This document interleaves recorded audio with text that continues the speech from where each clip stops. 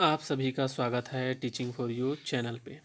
इस वीडियो में हम देखेंगे छत्तीसगढ़ माध्यमिक शिक्षा मंडल रायपुर द्वारा असाइनमेंट 3 में विषय रसायन शास्त्र में पूछे गए प्रश्नों के उत्तर। कक्षा 12वीं के विषय रसायन शास्त्र में पूछे गए प्रश्नों के उत्तर।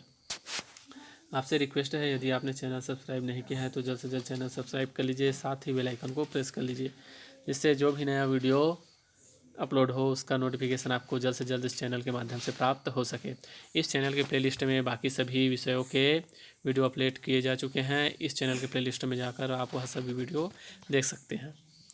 चलिए, इस असाइनमेंट में पूछे गए रसायन शास्त्र में जो प्रश्न पूछे गए हैं उसके उत्तर देखते हैं।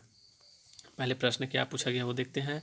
प्रश्न पहला, यौगिक ए गर्म करने पर एक गैस बी देता है जो वायु की अवयव है।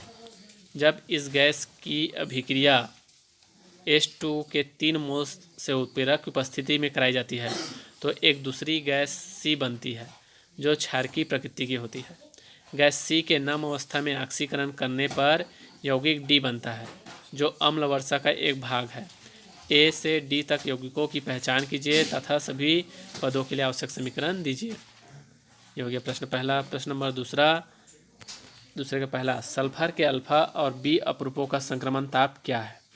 दूसरे का दूसरा, SO2 किस प्रकार के एक से एक वायु प्रदूषक है। तीसरा, ओजोन का मात्रात्मक आकलन कैसे किया जाता है।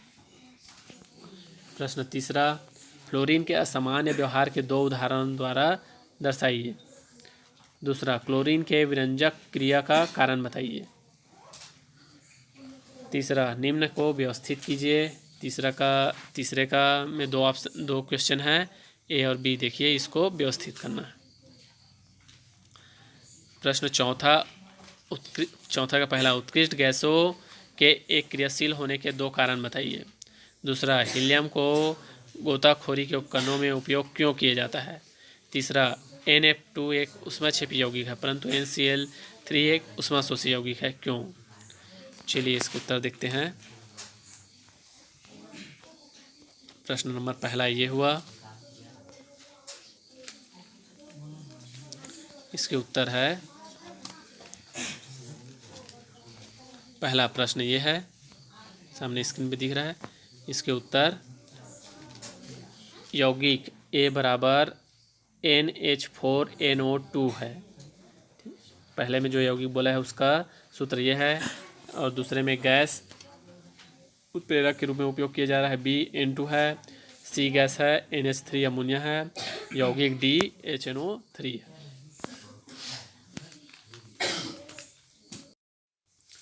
आवश्यक समीकरण ये हुआ पहला, NH4NO2 जब रिएक्शन करेंगे तो बनेगा N2 + 2H2O।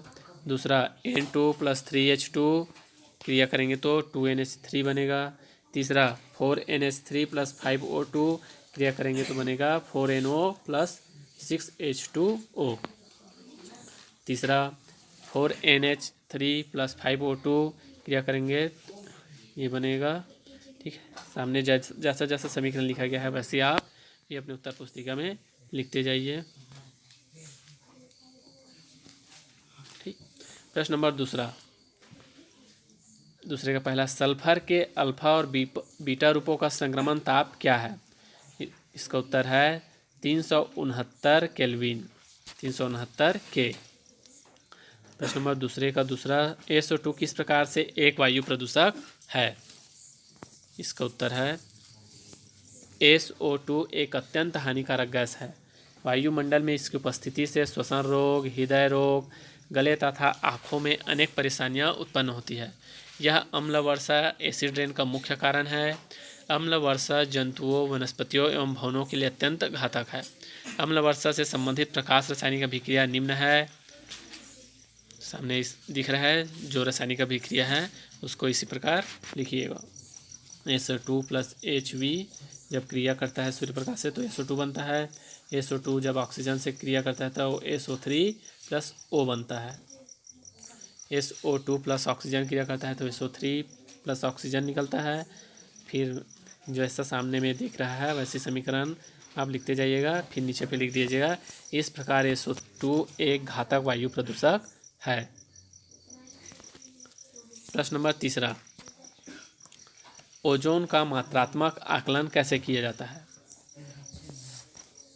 इसका उत्तर है जब ओजोन पोटेशियम आयोडाइड के अधिक, जिसे बोरेट बफर पीएच मान जिसका 9.2 के साथ बफरीकृत करते हैं से अभिक्रिया करती है तो आयोडीन उत्पन्न होती है। इसे सोडियम थायोसल्फेट के मानक विलयन के साथ अनुमापित करते हैं। इस प्रकार O3 का मात्रात्मक आकलन किया जाता है।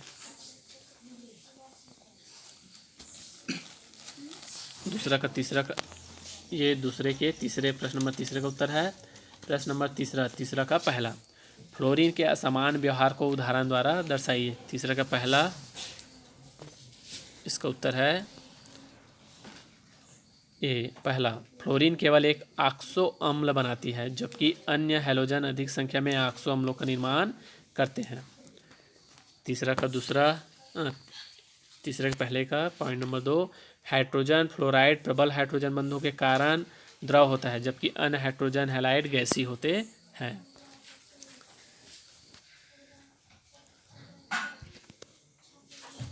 प्रश्न नंबर 3 का दूसरा, क्लोरीन के विरंजक क्रिया कैसे होती है, किस कारण होती है, उसको समझाइए। प्रश्न यहाँ पे नहीं है, प्रश्न पेपर में देखिए 3 के दूसरे में पूछा गया है क्लोरीन के विरंजक की क्रिया किस कारण होती है, समझाइए। इसका उत्तर है Cl2 को बोलते हैं क्लोरीन। Cl2 की विरंजक क्रिया ऑक्सीकरण के कारण होती है। नमी अथवा जलीय विलयन की उपस्थिति में Cl2 नवजात ऑक्सीजन मुक्त करती है। यह नवजात ऑक्सीजन वनस्पतियों तथा कार्बनिक द्रव्यों में उपस्थित रंगीन पदार्थों का ऑक्सीकरण करके उन्हें रंगहीन पदार्थ में परिवर्तित कर देती है। रंगीन पदार्थ प्लस ऑक्सीजन प्लस O जब क्रिया करती है तो रंगहीन पदार्थ, अतः Cl2 की विरंजक क्रिया ऑक्सीकरण के कारण होती है। जैसा स्क्रीन में दिख रहा है वैसे सेम लिखिएगा। प्रश्न नंबर 3 का पहला, निम्न को व्यवस्थित कीजिए। प्रश्न नंबर 3 का तीसरा, निम्न को व्यवस्थित कीजिए। पहला, HF, HCl, HBr और HI अम्ल सांथर्य बढ़ते क्रम में लिखना है। इसका उत्तर हो जाएगा सही क्रम देखिए HF, HCl, HBr और HI इस प्रकार लिखिएगा इसकी अम्ल सांथर्य बढ़ते क्रम में। इसी का दूसरा, HCIO, HCIO2, HCIO3, HCIO4 अम्ल सांथर्य घटते क्रम में लिखिए इसको। इसका उत्तर हो जाएगा HClO4 बड़ा हो पहले आएगा, फिर HCIO3, फिर HCIO2, HCIO लास्ट पे। इस प्रकार उसका सांथर्य घटते हुए अम्ल सांथर्य क्रम घटते क्रम में इस प्रकार लिखिएगा। प्रश्न नंबर 4 का पहला, उत्कृष्ट गैसों के कम क्रियाशील होने के 2 कारण बताइए। इसके 2 कारण निम्न है, देखिए। प्रश्न नंबर 4 का पहला, उत्कृष्ट या अक्रिय गैसों के सभी कक्ष पूर्णतः भरे होने के कारण ये असंतृप्त होती है और इसी कारण रासायनिक रूप से निष्क्रिय होती है। दूसरा कारण, इस तत्वों के आयनन विभव स्थायी इलेक्ट्रॉन कक्ष होने के कारण उच्च होते हैं, अतः ये रासायनिक क्रिया में भाग नहीं लेते हैं। प्रश्न नंबर 4 का दूसरा, हीलियम को गोताखोरों के उपकरणों में क्यों उपयोग किया जाता है। इसका उत्तर है आधुनिक गोताखोरी के उपकरणों में हीलियम ऑक्सीजन के तनुकारी के रूप में उपयोग में आती है क्योंकि रुधिर में इसकी विलेयता बहुत कम है, जिससे ऊपर आते समय गोताखोरों को कोई समस्या नहीं आती है। उच्च दाब से निम्न ताप में आने पर अन्य गैस बुलबुला उत्पन्न करती है जो मानव के शरीर में श्वसन को प्रभावित करती है। इसलिए गोताखोरों द्वारा हीलियम गैस का उपयोग किया जाता है गोताखोरी उपकरणों में।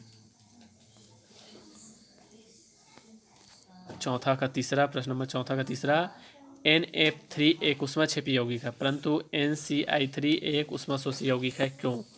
इसका उत्तर है NCI3 एंडोथर्मिक यौगिक है क्योंकि N और Cl परमाणुओं के आकार में बड़े अंतर के कारण इसकी उच्च गठन थैलेपी होती है। यह बड़ा अंतर NCl बॉन्ड को कमज़ोर बनाता है जबकि NF3 में परमाणुओं के आकार इतने भिन्न नहीं होते हैं, इसलिए NF बॉन्ड मजबूत होता है और इस प्रकार यह एक एक्जोथर्मिक यौगिक होता है। ठीक, ये हो गया आपके रसायन शास्त्र में पूछे गए सभी प्रश्नों के उत्तर। आपसे रिक्वेस्ट है दोस्तों, चैनल को सब्सक्राइब कीजिए, साथ ही बेल आइकन को प्रेस कर लीजिए। यह वीडियो अपने दोस्तों के साथ शेयर कीजिए जिससे वो भी अपना असाइनमेंट जल्द से जल्द बना सके। चलिए इस वीडियो में फ़िलहाल यहीं तक। आप सभी का बहुत बहुत धन्यवाद।